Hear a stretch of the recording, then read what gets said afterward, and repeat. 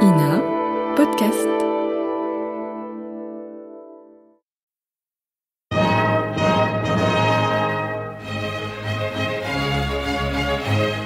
Bon baiser de partout.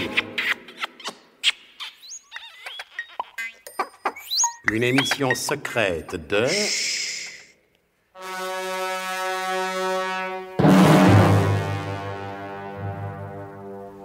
Donc, on peut affirmer sans crainte d'être démenti autrement que par les faits, que l'opération Psychose Toujours est entrée dans une seconde phase. La première phase consistant à déterminer scientifiquement, à l'aide notamment du bombardement des 2 fausses bases biglotroniques, le point terrestre d'où pouvait partir ce mystérieux rayon qui se sert de la Lune comme réflecteur. Ceci est chose faite maintenant. Le professeur Slalom Jérémy Ménère-Lâche a tracé un quadrilatère à l'intérieur duquel se trouve indubitablement le point de départ du rayon. Il s'agit du nez rouge, juste en face du Népal, de l'autre côté de la chaîne de l'Himalaya. Ce pays offre la particularité de n'être signalé sur aucun atlas et de n'être connu de personne, sauf bien entendu du très érudit Philémon Bossi-Suite, le spécialiste universel en matière générale.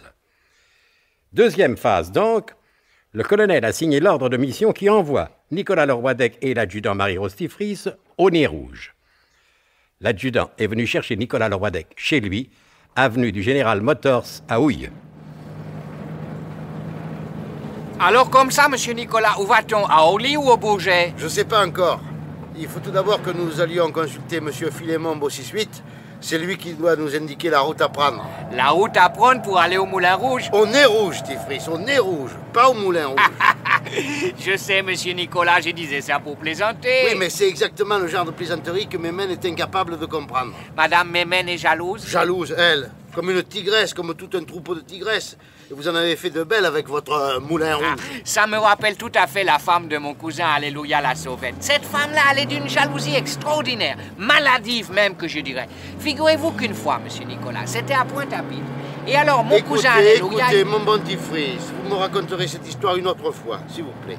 D'autant que nous sommes appelés à vivre assez longtemps ensemble, alors si vous me racontez comme ça tout de suite toutes vos histoires de famille, hein, vous ne saurez plus quoi me raconter plus tard. Oh là si, parce que j'ai une famille très nombreuse, monsieur Nicolas. Des histoires, j'en ai autant que vous voulez à vous raconter. J'ai dit plus tard, mon bon petit Fris.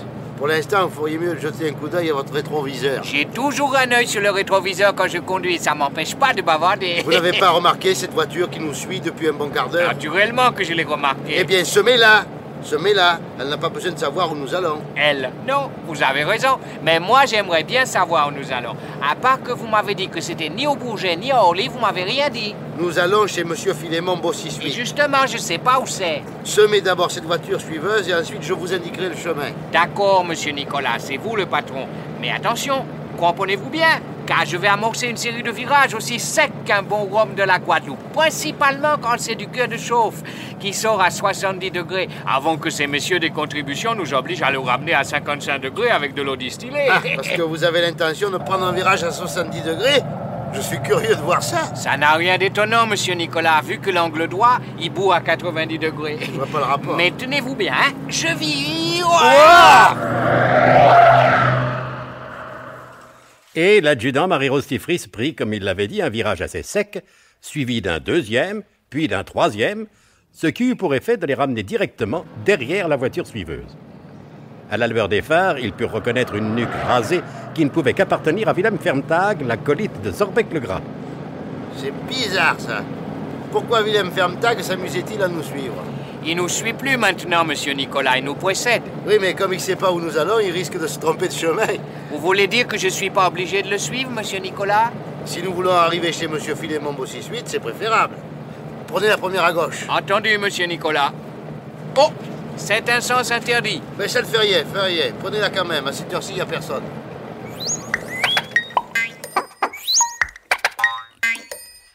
Et, sans autres anicroches, Nicolas Loroidec, conduit par l'adjudant Marie Rostifris, parvint à l'appartement du très érudit Philémon Bossi-Suite. Bonjour mon cher Phil, c'est encore moi. Salut mon bon Nick, je vous ai dit que cette maison vous était toujours ouverte et je suis ravi de vous revoir. Permettez-moi mon cher Phil de vous présenter l'homme qui va partir avec moi au nez rouge. l'adjudantifrice. Veuillez, je vous prie, monsieur Philémon Bossy-Suite, accepter mes plus humbles et les plus respectueux hommages de sous-officier supérieur. Bonsoir, mon ami. Alors, quel bon vent vous amène? Eh bien, c'est toujours à propos du nez rouge, mon cher Phil. Vous m'avez bien dit que ce territoire était totalement et complètement inaccessible. Je vous l'ai dit, je maintiens, je persiste et signe inaccessible. C'est bien ce que j'ai expliqué au colonel, mais il n'a rien voulu entendre. La règle du SDUC est formelle sur ce point. Il n'y a rien d'inaccessible pour les hommes du SDUC, en vertu de quoi le colonel de Guerlas m'a signé l'ordre de mission que voici, qui m'a enjoint de me rendre au nez rouge par les voies les plus rapides. Et dans l'ignorance où je suis de ces voies les plus rapides, je suis venu vous consulter, mon cher Phil, et si j'osais, je dirais que la réussite de cette mission ne tient qu'à un fil. Trop aimable, mon cher Nick. Mais vous mettez ma modestie légendaire à rude épreuve. Voyons, réfléchissons. D'une part, je prétends que ce pays est inaccessible, et d'autre part, le colonel de Guerlas affirme qu'il n'y a rien d'inaccessible aux agents du SDUC.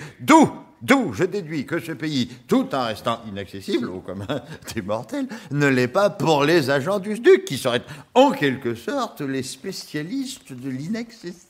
Mais la formule est heureuse, mon cher Phil. Et puis, de toute manière, nous n'en avons pas d'autres à notre disposition. Alors, tenons-nous-en là.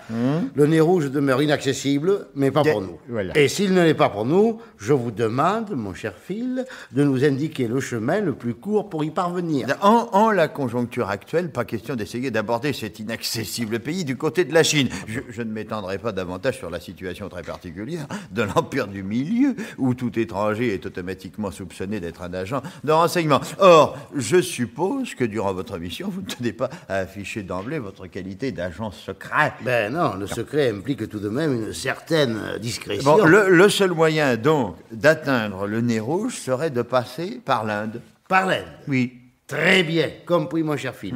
Alors, pratiquement, comme itinéraire, vous nous recommandez l'Inde. New Delhi, par exemple. Non, Châteauroux. Pardon? Châteauroux. Châteauroux? Comment ça, Châteauroux? Oui, Châteauroux. Châteauroux n'est-il pas au cœur de l'Indre mystérieuse?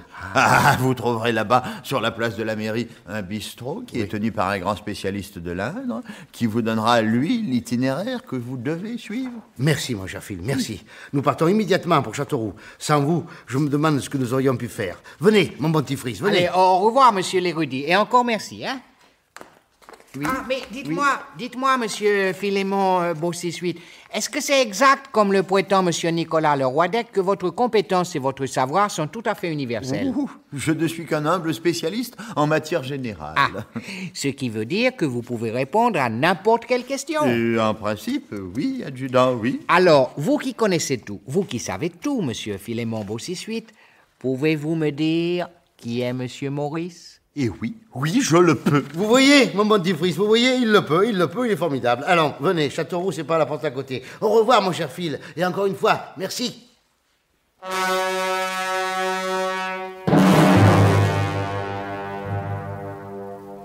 Philémon Bossy-Suite, en dépit de son universelle érudition que nul ne lui conteste, est-il vraiment capable de répondre à la question de savoir qui est M. Maurice? Le chemin le plus court de Paris à l'Himalaya passe-t-il vraiment par Châteauroux? Pourquoi Willem Fermtag essaie-t-il de suivre Nicolas Le Roidec et l'adjudantifrice? Si les auteurs ont encore quelque sens de l'honneur, vous devriez l'apprendre dès les prochains épisodes de notre grand feuilleton d'espionnage et d'Indre aussi mystérieuse que millénaire. Bon baiser de partout. C'était Bon baiser de partout. Une émission secrète de Pierre Dac et Louis Rognoni. Avec Claude Dasset, Jacques-Henri Duval, Paul Prébois, Alain Roland. Décryptage et mise en code, Jean-Wilfried Garrett.